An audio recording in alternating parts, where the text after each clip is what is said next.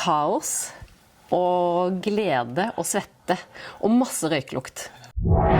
Jazzid klubb for min del startet egentlig med at vi var i bakgården på Grünerløkka, Herseps gate 4, hvor vi bodde.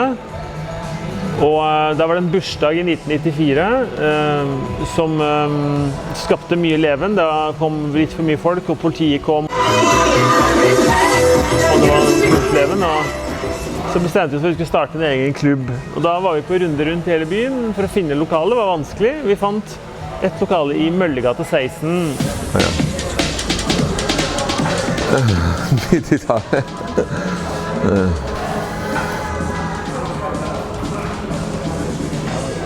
Så etter 2 år så ble vi jo kastet ut fra Venstres hus da, av mange grunner. Spør meg på over en øl, skal jeg forklare deg hvorfor. Men da havnet vi i Pilestred 17. Et lokale som var 4 ganger større, og vi hadde også spritbevilling. Og der fikk vi egentlig realisert alle drømmene med artister fra USA, fra England, fra Europa, fra Japan. Og klarte da å få til en livescene på veldig, veldig mange sjangere som vi drev i 5 år. Så totalt så varte klubben i 7 år. 7 brede og 7 lange. Det er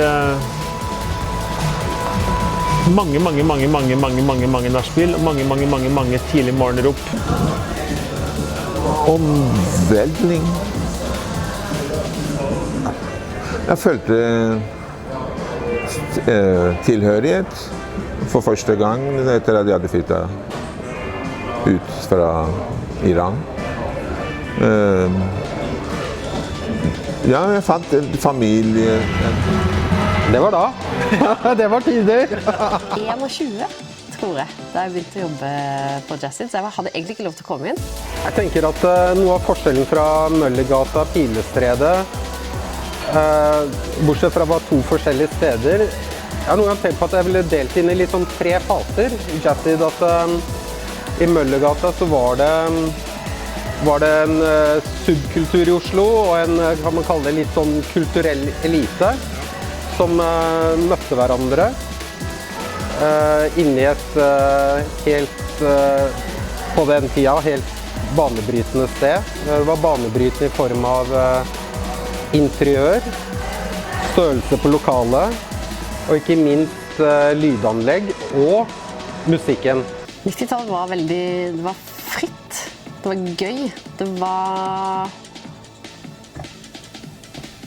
lov til å gønne på.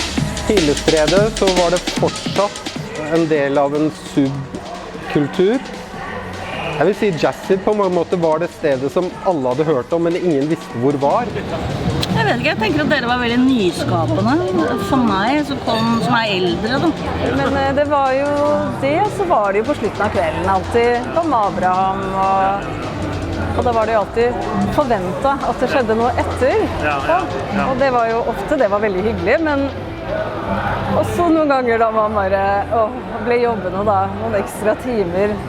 Jeg tenker nok at det dreier seg om hele viben, men det er klart Møllergata var jo veldig sånn fortettet, smått. Det var jo preg av at dette har vi ikke gjort før, nå skal vi finne på noe nytt. Så det er 2 glade amatører som bare, ja, her skal vi starte opp, og vi lager det som en familiebedrift, og vi drar inn alle de vi tenker kan bidra med ett eller annet, vi vet ikke riktig hva det men vi tar det med. Jeg har bare begynt å løse ting.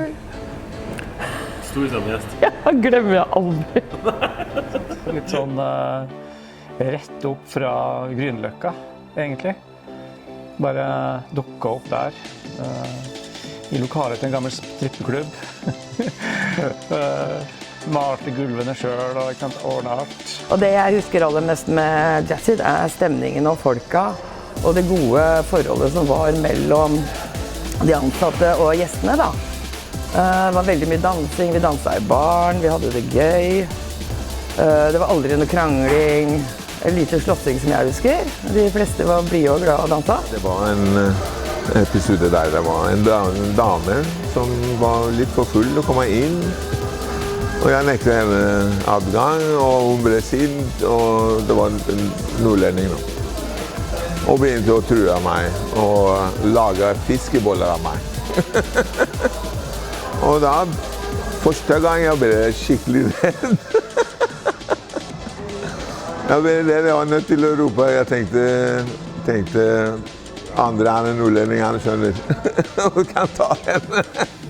Og ropte, André, kom og hjelp! Ja, det var en morsom historie. Og kom andre og tog hand om henne da.